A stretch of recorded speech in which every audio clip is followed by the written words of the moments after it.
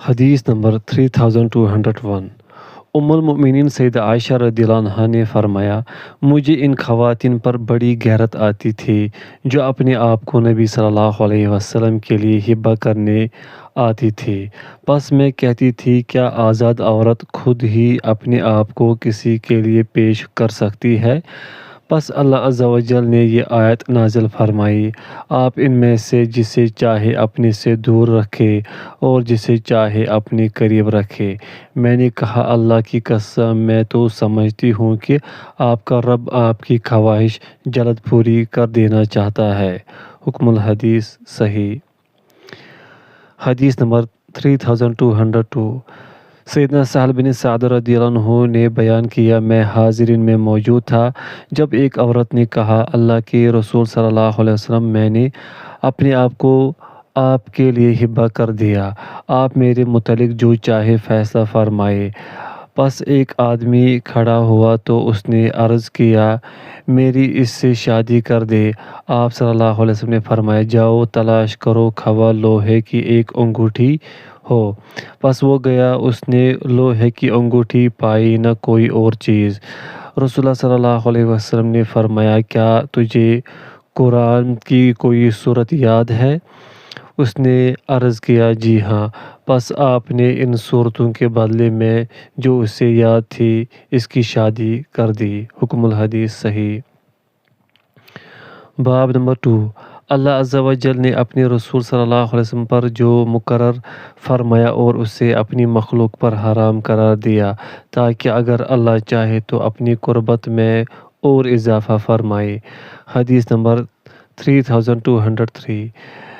نبی صلی اللہ علیہ وسلم کی زوجہ محترمہ سیدہ عائشہ رضی اللہ عنہا نے بیان کیا کہ رسول اللہ صلی اللہ علیہ وسلم کو جس وقت اللہ نے حکم فرمایا کہ آپ اپنی ازواج مطہرات کو آپ کے ساتھ رہنے یا علیحدگی کا اختیار دے، تو رسول اللہ صلی اللہ علیہ وسلم سب سے پہلے میرے پاس تشریف لائے تو فرمایا، میں تم سے ایک معاملے کے متعلق کہنے آیا ہوں، تم پر ضروری نہیں کہ جلد بازی سے کام لو، تم اپنے والدین سے بھی مشورہ کر لو۔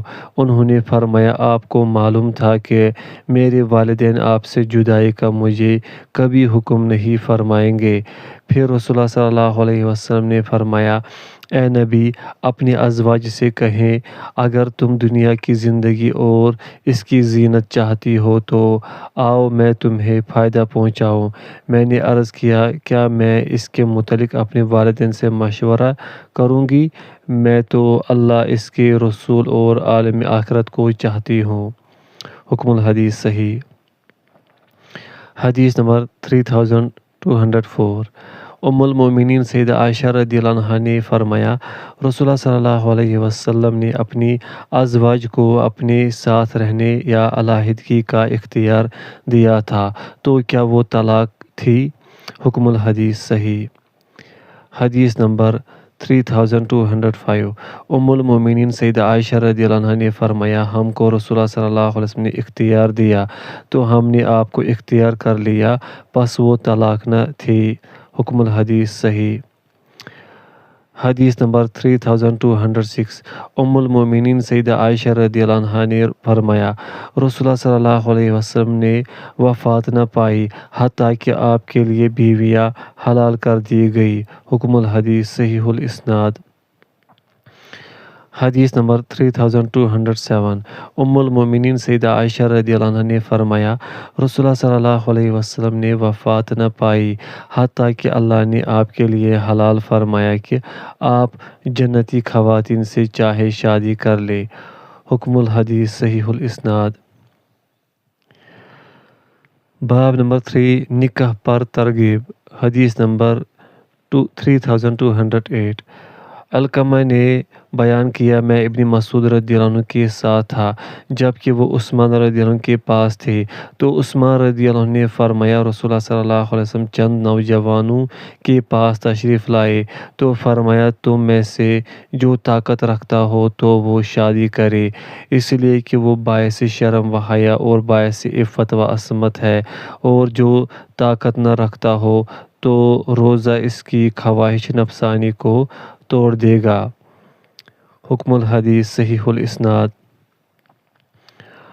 حدیث نمبر 3209 علقمہ سے روایت ہے کہ عثمان رضی اللہ عنہ نے ابن مسعود رضی اللہ عنہ سے فرمایا، اگر آپ کو کسی عورت سے رغبت ہو تو میں اس سے تمہاری شادی کرا دیتا ہوں۔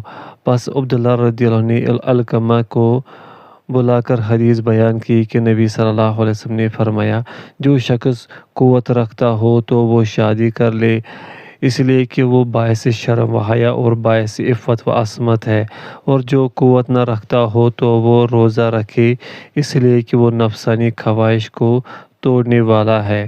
حکم الحدیث صحیح۔ حدیث نمبر 3210 سیدنا عبداللہ رضی اللہ عنہ نے بیان کیا، رسول اللہ صلی اللہ علیہ وسلم نے ہمیں فرمایا، تم میں سے جو قوت رکھتا ہو تو وہ شادی کر لے، اور جو استطاعت نہ رکھتا ہو تو وہ روزہ رکھے، اس لیے کہ وہ اس کی نفسانی خواہش کو توڑنے والا ہے۔ ابو عبد الرحمن نے بیان کیا، اس حدیث میں اسود محفوظ نہیں۔ حکم الحدیث صحیح۔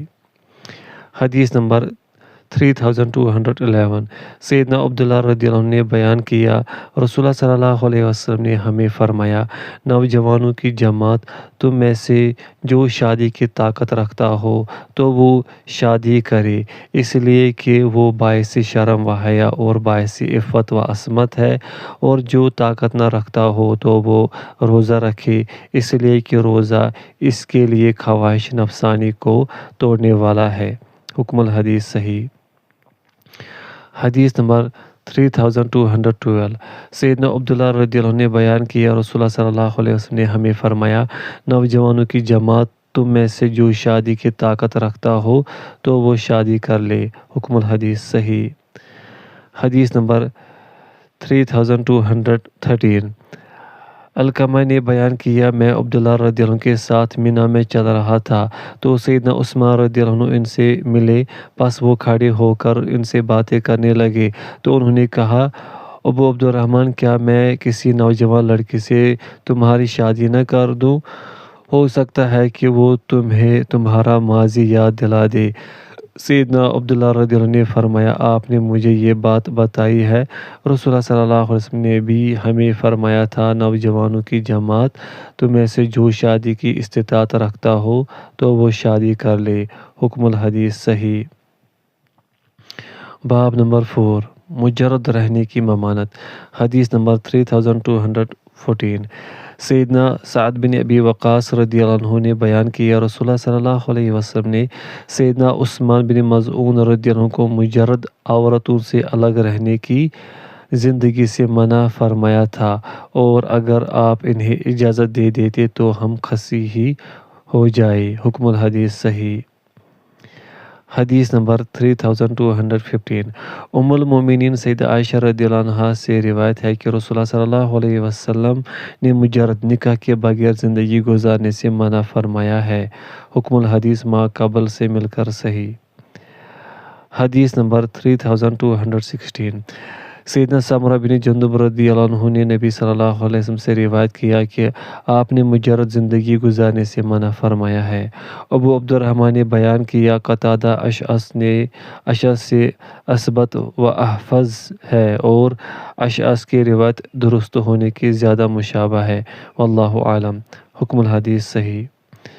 حدیث نمبر 3217 سیدنا ابو ہریرہ رضی اللہ عنہ نے بیان کیا، میں نے عرض کیا، اللہ کے رسول، میں نوجوان شخص ہوں، مجھے اپنے اوپر زنا کا خوف رہتا ہے، اور عورتوں سے شادی کرنے کے لیے میرے پاس مال و دولت نہیں، کیا میں خسی ہو جاؤں؟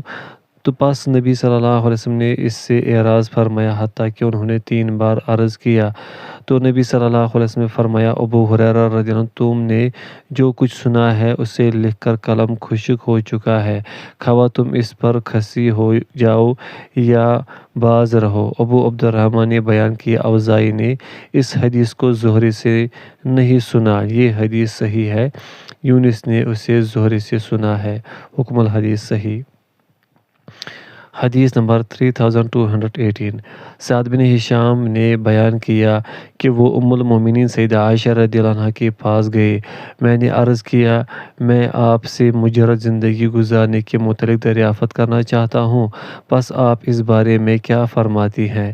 انہوں نے فرمایا ایسے نہ کرو۔ کیا آپ نے اللہ عز و جل کو فرماتے ہوئے نہیں سنا ہم نے آپ سے پہلے بھی رسول بھیجے اور ہم نے ان کے لیے بیویاں اور اولاد بنائی، پس تم مجرد زندگی نہ گزارو۔ حکم الحدیث صحیح۔ حدیث نمبر 3219 سیدنا انس رضی اللہ عنہ سے روایت ہے کہ نبی صلی اللہ علیہ وسلم کے اصحاب میں سے کچھ افراد نے کہا ہم شادی ہی نہیں کریں گے، کسی نے کہا میں گوشت نہیں کھاؤں گا، کسی نے کہا میں بلا ناغہ نفلی روزہ رکھوں گا۔ رسول اللہ صلی اللہ علیہ وسلم کو یہ خبر ملی تو آپ نے اللہ کی حمد و ثنا بیان فرمائی، پھر فرمایا لوگوں کو کیا ہو گیا ہے، وہ یہ اور یہ کہتے ہیں جبکہ میں تہجد پڑھتا ہوں اور سوتا بھی ہوں، میں نفلی روزہ رکھتا ہوں اور ناغہ بھی کرتا ہوں، اور میں عورتوں سے شادی بھی کرتا ہوں، پس جس نے میری سنت سے اعراض کیا وہ مجھ سے نہیں۔ حکم الحدیث صحیح۔ باب نمبر 5 پاک دامنی کے ارادہ سے نکاح کرنے والے کا اللہ مددگار ہوتا ہے۔ حدیث نمبر 3220 سیدنا ابو ہریرہ رضی اللہ عنہ سے روایت ہے کہ رسول اللہ صلی اللہ علیہ وسلم نے فرمایا 3 قسم کے افراد کی مدد کرنا اللہ عز و جل کے ذمہ ہے، وہ مکاتب غلام جو ادائیگی کرنا چاہتا ہو، نکاح کرنے والا جو پاک دامنی چاہتا ہو، اور اللہ کی راہ میں جہاد کرنے والا۔ حکم الحدیث حسن۔ باب نمبر 6 کنواری دوشیزہ سے نکاح کرنا۔ حدیث نمبر 3221 سیدنا جابر رضی اللہ عنہ نے بیان کیا میں نے شادی کی تو میں نبی صلی اللہ علیہ وسلم کی خدمت میں حاضر ہوا تو آپ صلی اللہ علیہ وسلم نے فرمایا جابر کیا تم نے شادی کر لی ہے؟ میں نے عرض کیا جی ہاں۔ آپ صلی اللہ علیہ وسلم نے فرمایا کنوارے سے یا شوہر دیدہ سے؟ میں نے عرض کیا شوہر دیدہ سے۔ آپ صلی اللہ علیہ وسلم نے فرمایا کسی کنواری سے کیوں نہ کی، تم اس سے دل لگی کرتے اور وہ تم سے دل لگی کرتی۔ حکم الحدیث صحیح۔ حدیث نمبر 3222 سیدنا جابر رضی اللہ عنہ نے بیان کیا رسول اللہ صلی اللہ علیہ وسلم مجھے ملے تو آپ صلی اللہ علیہ وسلم نے فرمایا جابر کیا تم نے میرے بعد کسی عورت سے شادی کر لی ہے؟ میں نے عرض کیا جی ہاں۔ اللہ کے رسول صلی اللہ علیہ وسلم۔ آپ صلی اللہ علیہ وسلم نے فرمایا کنورے سے یا شوہر دیدہ سے؟ میں نے عرض کیا شوہر دیدہ سے۔ آپ صلی اللہ علیہ وسلم نے فرمایا کسی کنوارے سے کیوں نہ کی، وہ تم سے دل لگی کرتی۔ حکم الحدیث صحیح۔ باب نمبر 7 عورت کی ہم عمر شخص سے شادی کرنا۔ حدیث نمبر 3223 سیدنا بریدہ رضی اللہ عنہ نے بیان کیا ابو بکر اور عمر رضی اللہ عنہما نے سیدہ فاطمہ رضی اللہ عنہ سے شادی کا پیغام بھیجا تو رسول اللہ صلی اللہ علیہ وسلم نے فرمایا وہ تو کم سن ہے، پس سیدنا علی رضی اللہ عنہ نے ان کے لیے پیغام نکاح بھیجا تو آپ نے ان سے نکاح کر دیا۔ حکم الحدیث صحیح الاسناد۔ باب نمبر 8 آزاد کردہ غلام کا آزاد عورت کے ساتھ شادی کرنا۔ حدیث نمبر 3224 عبیداللہ بن عبداللہ بن عتبہ سے روایت ہے کہ عبداللہ بن عمر بن عثمان نے طلاق بائنہ دے دی جبکہ وہ نوجوان تھے۔ یہ مروان بن سعید بن زید کی خلافت کا واقعہ ہے۔ اس کی ماں بنت قیس تھی۔ ان کی خالہ فاطمہ بنت قیس نے اس کی طرف پیغام بھیجا کہ وہ عبداللہ بن عمر کے گھر سے منتقل ہو جائے۔ مروان نے اس کے متعلق سنا تو اس نے سعید کی بیٹی کی طرف پیغام بھیجا اور اسے حکم دیا کہ وہ اپنے مسکن کی طرف پلٹ آئے اور اس سے دریافت کیا کہ اسے منتقل ہونے پر کس نے آمادہ کیا کہ وہ اپنے مسکن میں عدت پوری ہونے سے پہلے منتقل ہو جائے۔ پس اس نے ان کی طرف پیغام بھیجا اور بتایا کہ ان کی خالہ نے اس کے متعلق اسے حکم فرمایا ہے۔ پس فاطمہ بنت قیس نے کہا کہ وہ ابو عمر بن حفص کے نکاح میں تھی۔ پس جب رسول اللہ صلی اللہ علیہ وسلم نے علی بن ابی طالب رضی اللہ عنہ کو یمن کا حکمران بنا کر بھیجا، وہ ان کے ساتھ گئے اور اسے ایک طلاق بھیج دی۔ وہ اس کی بقیہ تیسری طلاق تھی اور اس کے نان و نفقہ کے لیے حارث بن ہشام اور عیاش بن ابی ربیعہ کو حکم دیا۔ پس اس نے حارث اور عیاش کو پیغام بھیجا اور اس کے شوہر نے اس کے متعلق جو کہا تھا اس کے متعلق ان سے سوال کیا۔ ان دونوں نے کہا اللہ کی قسم ہمارے ہاں اس کے لیے کوئی نفقہ نہیں الا یہ کہ وہ حاملہ ہو اور وہ ہمارے مسکن میں بھی صرف ہماری اجازت سے وہ رہ سکتی ہے۔ پس اس نے کہا کہ وہ رسول اللہ صلی اللہ علیہ وسلم کے پاس آئی تو انہوں نے آپ سے اس کا تذکرہ کیا تو آپ نے ان دونوں کی تصدیق کی۔ فاطمہ رضی اللہ عنہا نے عرض کیا اللہ کے رسول صلی اللہ علیہ وسلم میں کہاں جاؤں؟ آپ صلی اللہ علیہ وسلم نے فرمایا ابن ام مکتوم رضی اللہ عنہما کے ہاں منتقل ہو جاؤ، وہ نابینا ہے جن کا اللہ عز و جل نے اپنی کتاب میں نام ذکر کیا ہے۔ سیدہ فاطمہ رضی اللہ عنہا نے فرمایا میں نے ان کے ہاں عدت گزاری، وہ نابینا شخص تھے، میں اپنے زائد کپڑے ان کے ہاں اتار دیا کرتی تھی، حتیٰ کہ رسول اللہ صلی اللہ علیہ وسلم نے اسامہ بن زید رضی اللہ عنہما سے ان کی شادی کر دی۔ پس مروان نے اس کا ان پر اعتراض کیا اور کہا میں نے آپ سے پہلے کسی سے یہ حدیث نہیں سنی اور ہم اسی فیصلے پر عمل کریں گے جس پر ہم نے لوگوں کو پایا ہے۔ حکم الحدیث صحیح۔ حدیث نمبر 3225 ام المؤمنین سیدہ عائشہ رضی اللہ عنہا سے روایت ہے کہ ابو حذیفہ بن عتبہ بن ربیعہ بن عبد شمس رضی اللہ عنہ انہوں نے غزوہ بدر میں رسول اللہ صلی اللہ علیہ وسلم کے ساتھ شرکت کی تھی۔ انہوں نے سالم کو منہ بولا بیٹا بنایا تھا اور اس کی اپنی بھتیجی ہند بنت ولید بن عتبہ بن ربیعہ بن عبد شمس رضی اللہ عنہما سے شادی کر دی تھی۔ وہ انصار کی خاتون کا آزاد کردہ غلام تھا، جیسا کہ رسول اللہ صلی اللہ علیہ وسلم نے زید رضی اللہ عنہ کو منہ بولا بیٹا بنایا ہوا تھا۔ دور جہالت میں یہ دستور تھا کہ جو شخص کسی آدمی کو متبنہ بنا لیتا تھا تو لوگ اسے اس کا بیٹا کہہ کر پکارتے تھے اور وہ اس کی میراث سے بھی حصہ پاتا تھا، حتیٰ کہ اللہ عز و جل نے اس بارے میں یہ آیت نازل فرمائی ان کو ان کے آبا کے نام سے پکارو، وہ اللہ کے نزدیک انصاف کا باعث ہے۔ پس اگر تم کو ان کے آبا کے متعلق معلوم نہیں تو وہ تمہارے دینی بھائی اور تمہاری موالی ہیں، پس جس کے باپ کے متعلق معلوم نہ ہو تو وہ آزاد کردہ غلام اور دینی بھائی ہے۔ حدیث نمبر 3226 نبی صلی اللہ علیہ وسلم کی زوجہ محترمہ عائشہ رضی اللہ عنہا اور ام سلمہ رضی اللہ عنہا سے روایت ہے کہ ابو حذیفہ بن عتبہ بن ربیعہ بن عبد شمس رضی اللہ عنہ انہوں نے رسول اللہ صلی اللہ علیہ وسلم کے ساتھ غزوہ بدر میں شرکت کی تھی، نے سالم کو متبنہ بنایا ہوا تھا اور وہ انصار کی ایک خاتون کے آزاد کردہ غلام تھے، جس طرح رسول اللہ صلی اللہ علیہ وسلم نے زید بن حارثہ رضی اللہ عنہ کو متبنہ بنایا ہوا تھا۔ ابو حذیفہ بن عتبہ رضی اللہ عنہ نے سالم کا اپنی بھتیجی ہند بنت ولید بن عتبہ بن ربیعہ رضی اللہ عنہ سے نکاح کر دیا تھا۔ وہ ہند بنت ولید بن عتبہ ہجرت کرنے والی پہلی خواتین میں سے تھی اور وہ ان دنوں قریش کی تمام شوہر دیدہ خواتین سے افضل تھی۔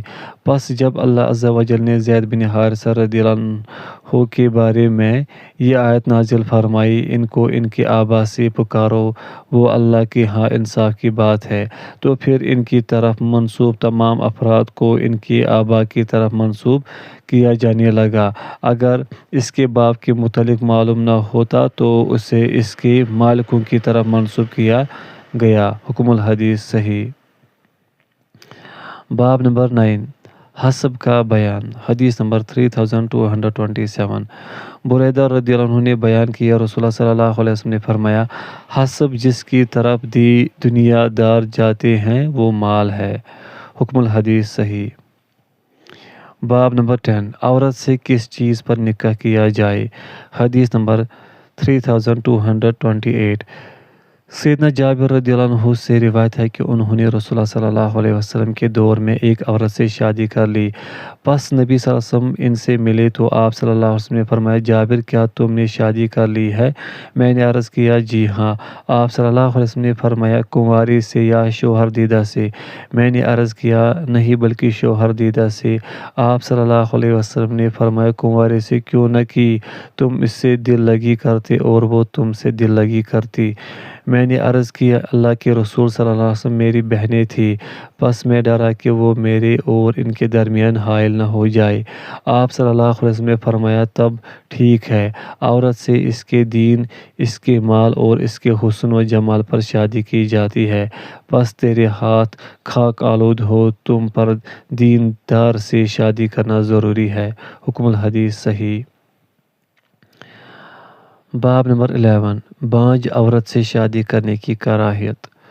حدیث نمبر 3229 معقل بن یسار رضی اللہ عنہ نے بیان کیا، ایک آدمی رسول اللہ صلی اللہ علیہ وسلم کی خدمت میں حاضر ہوا تو اس نے عرض کیا، مجھے ایک عورت کے متعلق پتہ چلا ہے جو کہ حسب نسب والی ہے، البتہ اس کی اولاد نہیں ہوتی، کیا میں اس سے شادی کر لوں؟ پس آپ صلی اللہ علیہ وسلم نے اسے منع فرمایا۔ پھر وہ دوسری مرتبہ آپ کے پاس آیا تو آپ صلی اللہ علیہ وسلم نے اسے منع فرمایا۔ پھر وہ تیسری بار آپ کے پاس آیا تو آپ صلی اللہ علیہ وسلم نے اسے منع فرمایا اور فرمایا، زیادہ بچوں کو جنم دینے والے، زیادہ محبت کرنے والے سے شادی کرو، بے شک میں قیامت کے دن تمہاری کثرت کی وجہ سے فخر کروں گا۔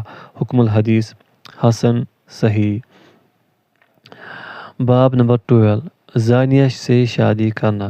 حدیث نمبر 3230 عمر بن شعیب نے اپنے والد سے، انہوں نے اپنے دادا سے روایت کیا کہ مرثد بن ابی مرثد الغنوی رضی اللہ عنہ پہلوان آدمی تھا، وہ مکہ سے قیدیوں کو مدینہ پہنچایا کرتا تھا۔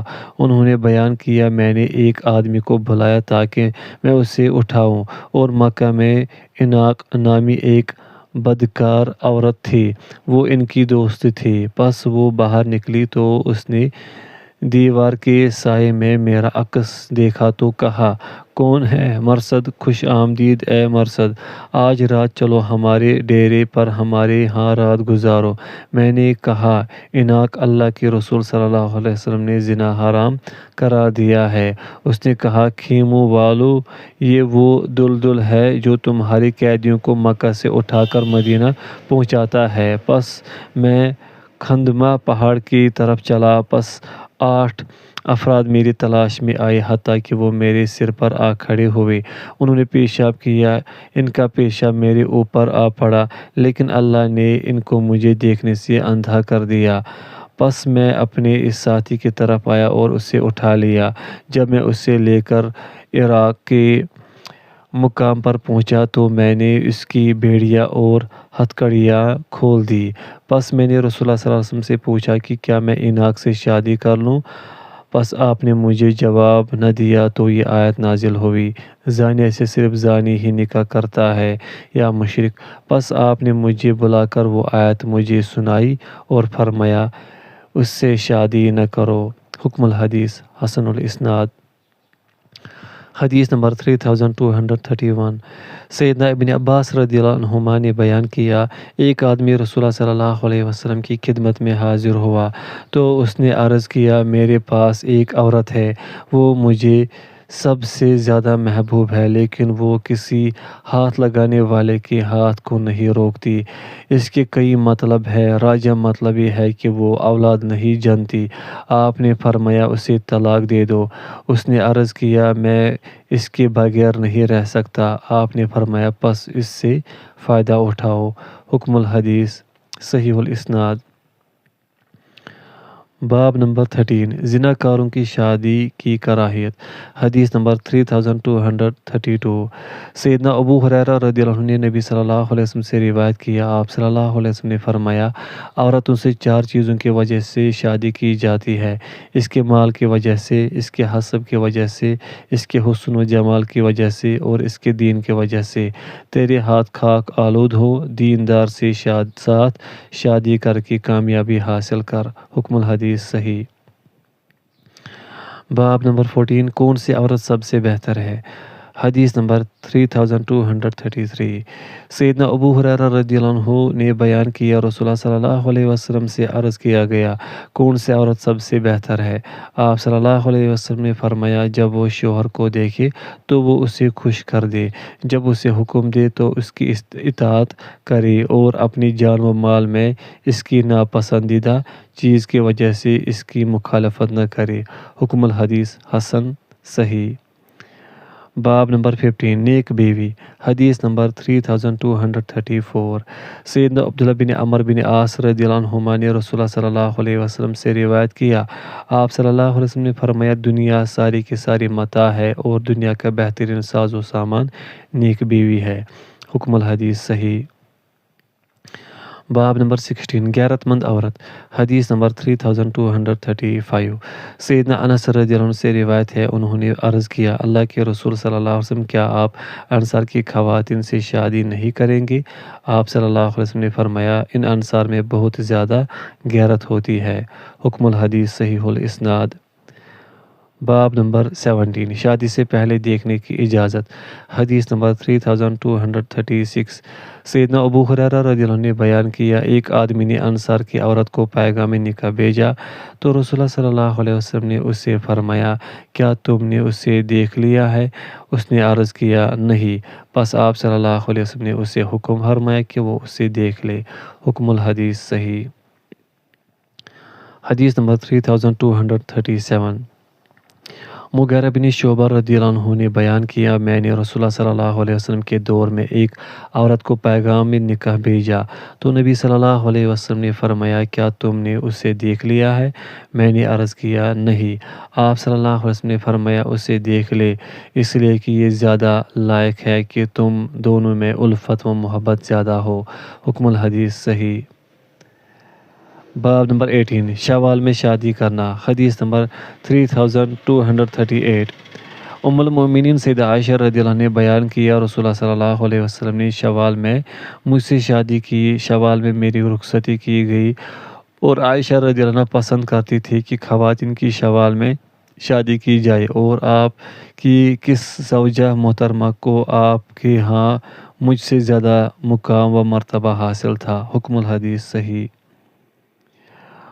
باب نمبر 19 پیغام نکاح حدیث نمبر 3239 سیدہ فاطمہ بنت قیس رضی اللہ عنہا وہ اول ہجرت کرنے والوں میں سے تھی نے فرمایا سیدنا عبد الرحمن بن عوف رضی اللہ عنہ نے محمد صلی اللہ علیہ وسلم کے اصحاب میں سے ایک جماعت میں مجھے پیغام نکاح بھیجا اور رسول اللہ صلی اللہ علیہ وسلم نے اپنے آزاد کردہ غلام اسامہ بن زید رضی اللہ عنہ کے لیے مجھے پیغام نکاح بھیجا۔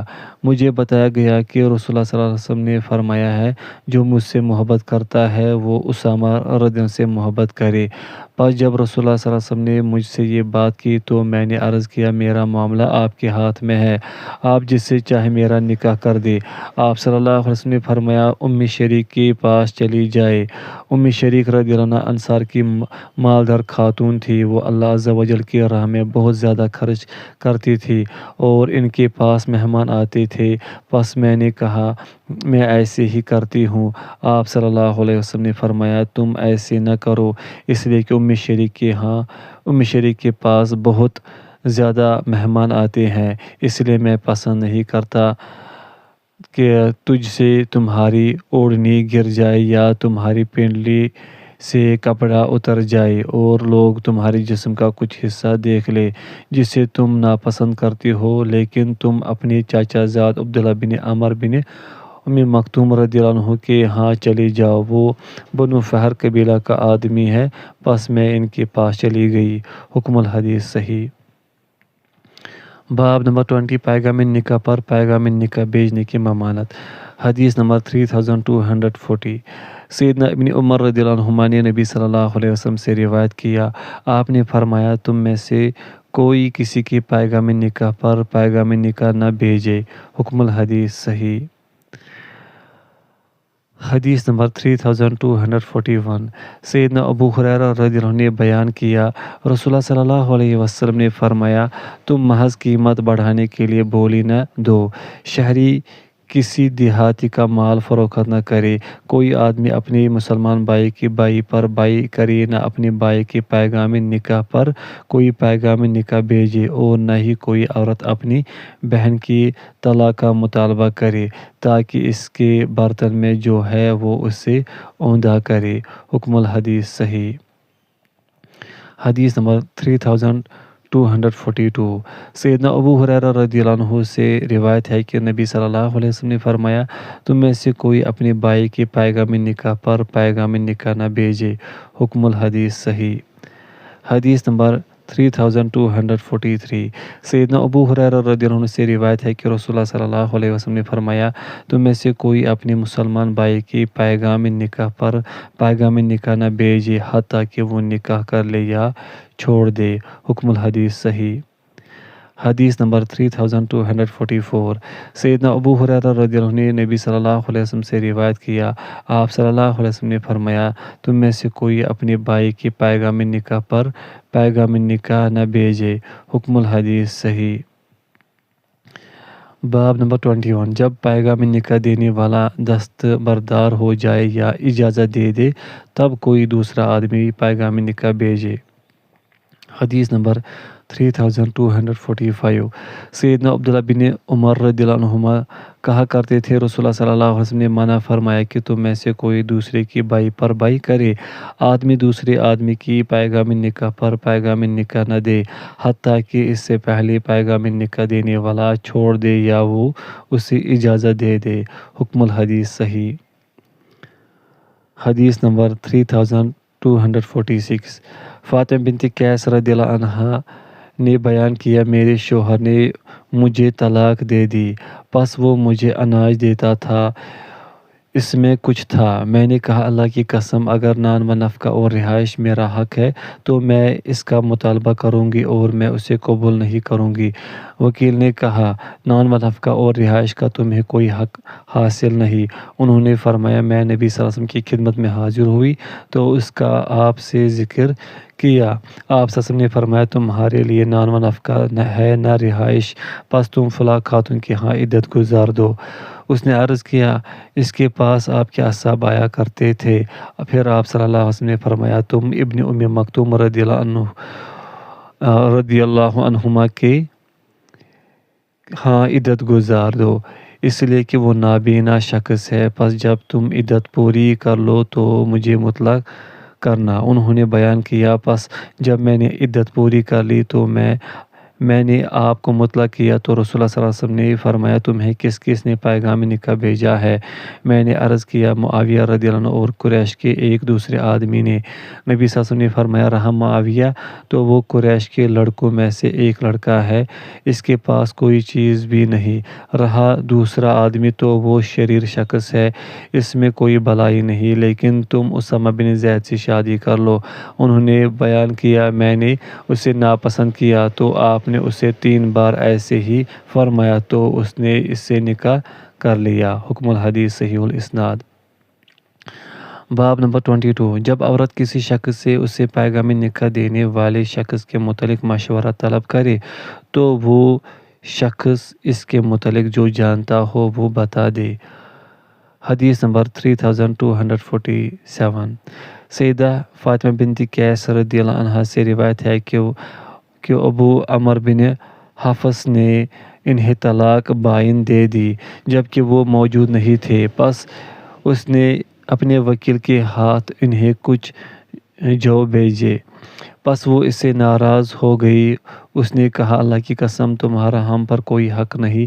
پس وہ رسول اللہ صلی اللہ علیہ وسلم کے پاس آئی اور آپ سے اس کا تذکرہ کیا تو آپ نے فرمایا، تمہیں نان و نفقہ کا کوئی حق حاصل نہیں۔ پس آپ صلی اللہ علیہ وسلم اسے ام شریک رضی اللہ عنہ کے گھر عدت گزارنے کا حکم فرمایا۔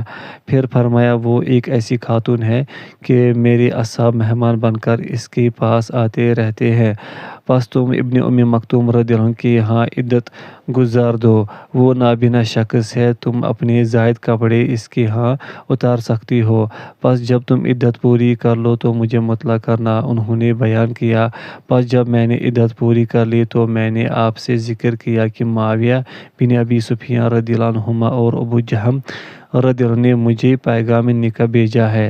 رسول اللہ صلی اللہ علیہ وسلم نے فرمایا، رہا ابو جہم تو وہ اپنے کندھے سے لاٹھی نہیں اتارتا، سخت مزاج ہے۔ رہا معاویہ تو وہ غریب آدمی ہے، اس کے پاس کوئی مال نہیں، لیکن اسامہ بن زید سے نکاح کر لو۔ پس انہوں نے ان اسامہ رضی اللہ عنہ کو ناپسند کیا۔ آپ صلی اللہ علیہ وسلم نے پھر فرمایا، اسامہ بن زید سے نکاح کر لو۔ پس انہوں نے ان سے نکاح کر لیا تو اللہ عز و جل نے اس میں خیر رکھ دی، مجھ سے اس پر رشک کیا۔ حکم الحدیث صحیح۔ باب نمبر 23، جب آدمی کسی عورت کے بارے میں دوسرے آدمی سے مشورہ طلب کرے تو کیا وہ جو جانتا ہو اس کے متعلق بیان کر دے؟